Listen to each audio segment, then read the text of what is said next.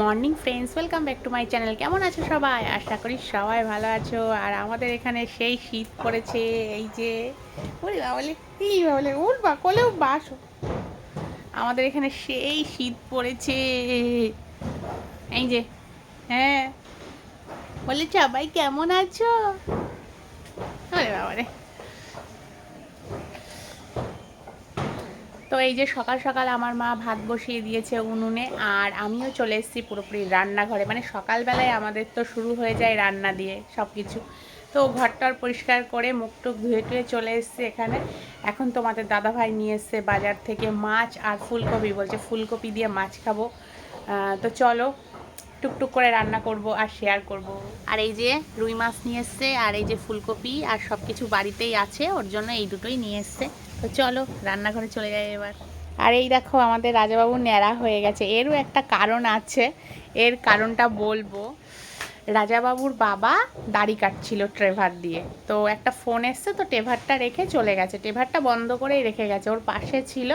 আর ও কী করেছে, ওটা দিয়ে চুলের সামনেটা এরকম করে টেনেছে, আর এখান থেকে চুল পুরো কেটে গেছে। তো ওই অবস্থায় আর কি করে রাখবো বাচ্চা, ওর জন্য শীতের মধ্যেও আমি টাক করিয়ে দিয়েছি। আমি দেখলাম এই অবস্থায় কোথাও নিয়েও যাবে না, পুরো মাঝখান থেকে তুলে দিয়েছে। ট্রেভারটা দিয়ে এরকম করে টেনেছে, ব্যাস খাও। আমার মাছ ম্যারিনেট করা হয়ে গেছে, তেলটা তেতে গেছে, আর এদিকে ফুলকপি ভাজি, মানে ফুলকপি দিয়ে হবে রুই মাছ। তো চলো তেলের মধ্যে দিয়ে দিই একটা একটা করে।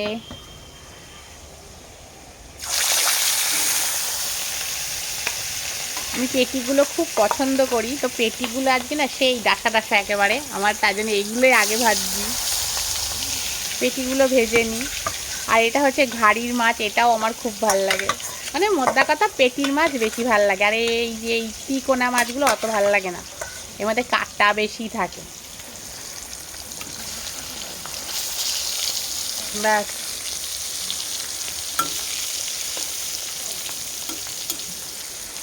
এই যে তেলের মধ্যে দেওয়া হয়ে গেছে, এইবার কপিটাই দেবো একটু হলুদ।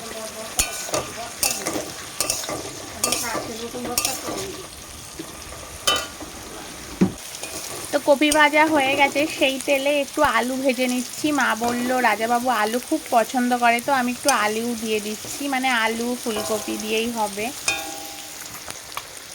আর এদিকে হচ্ছে মাছগুলো লাল লাল ভাজা হচ্ছে, একটু উল্টে দেব।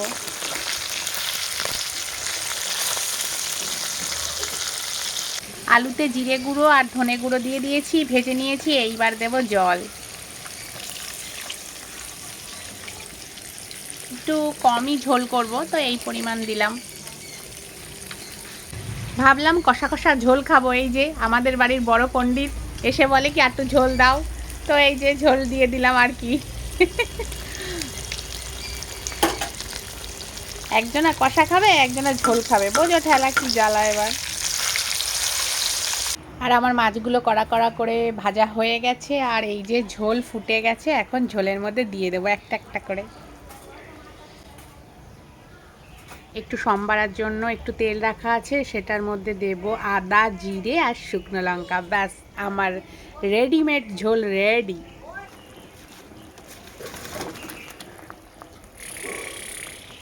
ভাবলাম কষা খাবো, দেখো এক কড়াই ঝোল হয়ে গেল, কি অবস্থা।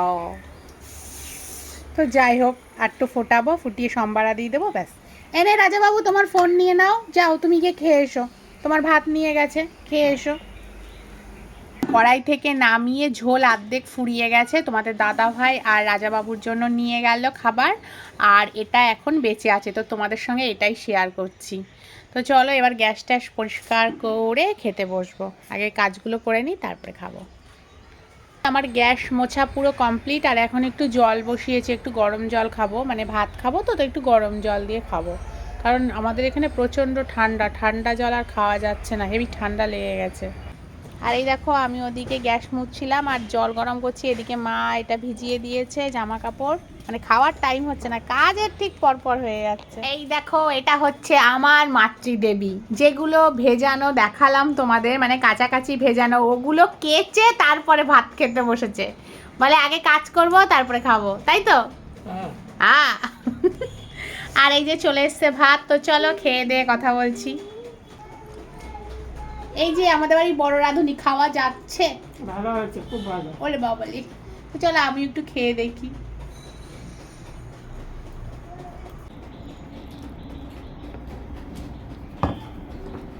খাবি ভাত খাবি? হ্যাঁ হ্যাঁ হ্যাঁ হ্যাঁ। আচ্ছা এ না। ওরে বাবা, এই তো নিয়েছে।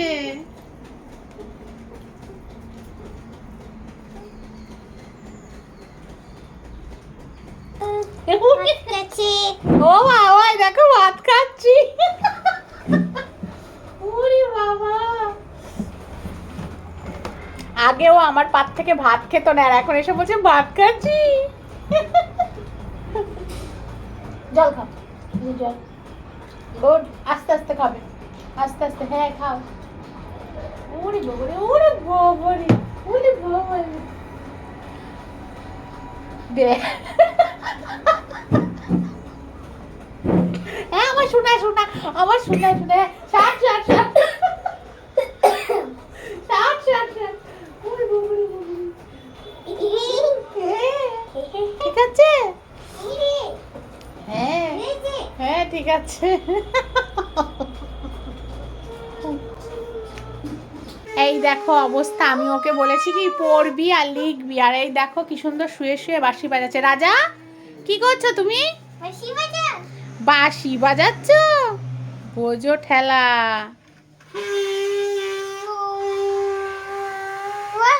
এটা কি হচ্ছে? কি হচ্ছে কি? পড়াশোনা আমার হাসছে, দেখো পড়াশোনা না করে বাঁশি বাজাচ্ছে, আমার হাসছে। আর বাঁশি টাশি বাজাতে হবে না, এখন এটা পড়বে, এটা পুরো মুখস্থ করে আমাকে দেবে। 17 একে 17 একে 17 দুগুণে 3 17 4 17 5 17 6 17 7 17 8 17 9 17 10 17। এইটা পুরোটা মুখস্থ করবে, আমি এসে পড়া ধরবো, বুঝেছো? মনে থাকবে তো? হ্যাঁ ওটা না, এটাই, এই 17 ঘরটাই একটাই করো। গরম করলে হবে না, পড়ে নেবে। আমি এসে ধরবো, চলে গেলাম। এই পড়বি আবার, পড়ো।